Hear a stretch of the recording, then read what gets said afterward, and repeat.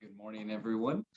Today is our very special Christmas story time. We did Hanukkah a couple weeks ago, but with Christmas coming up this weekend, actually kind of snuck up out of nowhere, we're doing a special Christmas story time. So before we get started, we'll go over a couple fun announcements. We recently started the 1,000 Books Before Kindergarten Challenge. So you can pick up reading logs or sign up on Beanstack. You can find a link on Tulare-County-Library.org. And today marks the first day of winter reading. So we've got these new reading tracker bookmarks. You can pick one up at any of our 17 branches, or you can sign up online at Tulare-County-Library.org. We have a link to the Beanstack on there, and you can track it on your phone, on your computer, whatever's easiest for you, or you can do the bookmark logs, which personally I think is pretty easy. There's a little spot for each 20-minute, and you can mark those off as you go. We've got some fun prizes for that, some grand prize drawings. You can get some free books, and there's going to be some fun bilingual story times and a couple craft things going on. And that ends January 15th. So you got a few weeks to get all that reading done.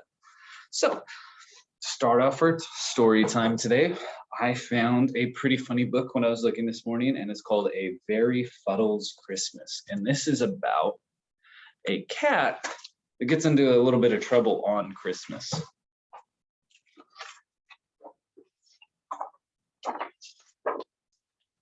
Very Fuddles Christmas, written and illustrated by Franz Fischer. Fuddles was a fat, pampered cat. His family spoiled him endlessly. One day, a yummy aroma awakened Fuddles from his catnap. What's this, he wondered. Could it be, let's see, maybe a turkey leg, some fish, a sandwich, or those might be oysters. So he followed his nose into the dining room. Wow! Look at that delicious meal his family made just for him. Whew, that's a lot of food. So Fuddles was about to dig in when... No, Fuddles, that's not for you. So he dashed into the living room where he found toys and treats just for him. There he is unwrapping all the presents. Fuddles, don't touch. He found a gingerbread house. I love gingerbread. Stay away. Now he's messing with the lights. Be careful. But then Fuddles saw the best gift of all, a tree. A tree with twinkling lights, glittering stars, just for him.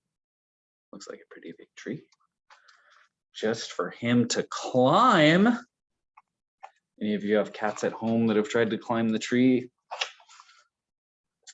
Oh no, Fuddles, no, no, no, no, no, no, no. Fuddles ran as fast as he could, and before he knew it, he was outside. So he looked around in amazement. What was all this white stuff? What happened to the green grass and the leaves? Where were all the flowers? Well, it's a lot of snow. And brr, it was cold. Very cold. So Fuddles had to get back inside. But now the door was closed. He doesn't look too happy. It's so cold he can even see his breath. He called his family, but they didn't hear him or see him. Maybe the back door was open. Whoosh! He runs off and boom, runs into the snowman. Like a pioneer frontiersman, Fuddles bravely faced the elements. All around the yard, through the bitter cold and biting wind. He's all over the place. He might be lost. Ignoring his icy whiskers, frozen paws, and rumbly tummy. Where was that door? So danger lurked everywhere. Plop! Splat! Ow! Who did that? Fuddles looked up and spotted squirrels, pesky squirrels. They had no idea what he was made of, did they? Look like they're taunting him up there. Do you think he can get up to him?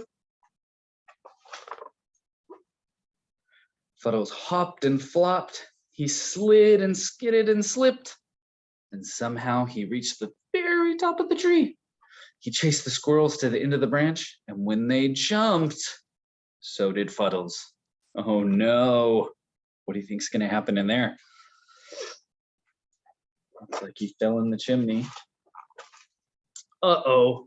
It was dark and scary and dirty. Something's digging his claws in, trying to stop himself. And smelly. Oof. Fuddles, where have you been? Asked Mom. Just be glad we didn't light the fireplace yet. Oh, that would have been a very dark story. Fuddles got a warm bath, a soft towel, a sweet scent. This cat is pampered. And a home-cooked meal just for him. That's a lot of food for a cat. Do you think you could eat that much? That looks like a whole pie. Merry Christmas, Fuddles. The end. All right. I thought that was a funny one. So we've got, let's see. We'll do one more. This one's a fun one called Merry Christmas, Curious George. I don't know if you guys are fans, but I am a fan of Curious George.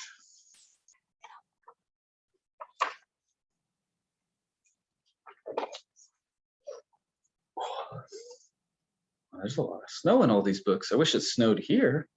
So this is George. He lived with his friend, the man with the yellow hat. He was a good little monkey and always very curious. Today, George was visiting a Christmas tree farm. You can help me pick out the perfect tree for our home, his friend told him. Just keep close to me while we look. George promised to be good, but little monkeys sometimes forget. So the Christmas tree farm had more trees than George had ever seen. He found a very nice one right away, but then another caught his eye, and then one more. And then another. George was curious. How many Christmas trees could there be? Whew, that's too many to count. Have any of you ever been to a Christmas tree farm? So George could not resist climbing up the tallest tree to get a better view. He looked for the man with the yellow hat, but his friend was nowhere in sight. He looked for the man with the, two men tromped into the clearing. There's our tree. Which tree do you think they're pointing at? I think it might be George's tree. The men cut down the tree and loaded it onto a truck. Along with George. So George held on tightly. He saw the man with the yellow hat as the truck drove away, but the truck was going too fast. George couldn't jump off. He was scared, but still a little curious. Soon, the truck stopped in front of a hospital. Why would the truck be at the hospital? George peeked out of the branch as the men carried his tree inside. The hospital was a busy place. George jumped out of the tree. There was lots to see and do. Anybody know what those are? Those look like X-rays. So he looked at some interesting pictures. He found a jacket and tried it on. And he looks like a doctor. He played on a trampoline. Is that really a trampoline? I don't think so.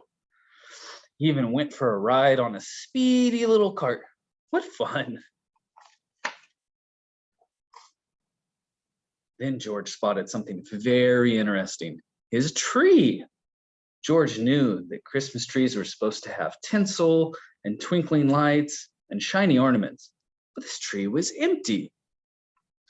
So George thought, and he thought, and then he had an idea. Do you see what his idea was?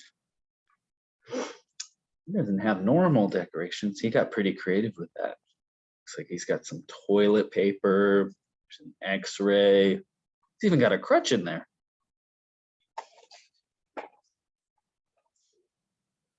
So next, George noticed a pile of gifts in the corner of the room. The gifts looked pretty, but George was curious. Could he make them look even prettier? So this red bow would look much better on the green box. And the name tags might look nicer on different packages too. I think that might be a problem. People might get a little confused. So a nurse arrived, and what did she see? A monkey! And he's making a big mess. Do you think he's making a mess, or do you think he's just trying to help?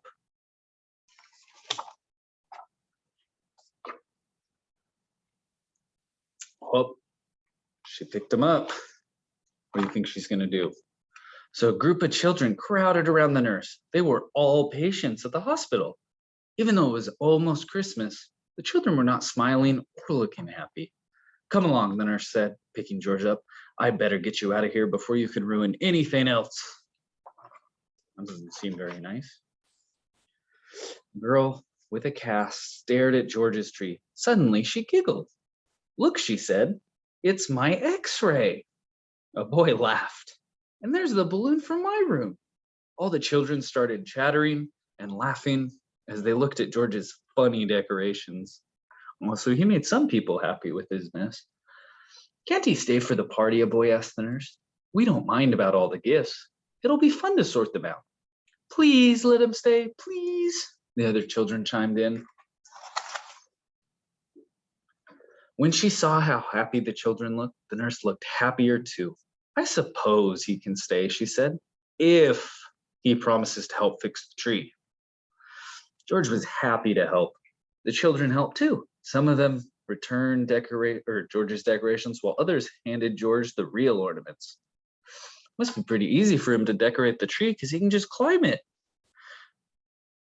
So he scampered up and down, stringing lights and hanging tinsel. Being a monkey, he was good at that sort of thing. He was also good at making the children laugh. So when the tree was finished, George helped open the gifts. He was having such a good time that he completely forgot he was lost. Until the man with the yellow hat hurried into the room. There you are, George, he cried. I followed that truck all the way here. George was so happy to be reunited with his friend. The nurse invited them both to stay for milk and cookies. That sounds pretty good. Ho, ho, ho. Did someone mention milk and cookies? Then suddenly, a man in a red suit walked into the room, his belly jiggling. He was holding a beautiful golden star. Anybody know who that is? George's eyes widened. It was Santa.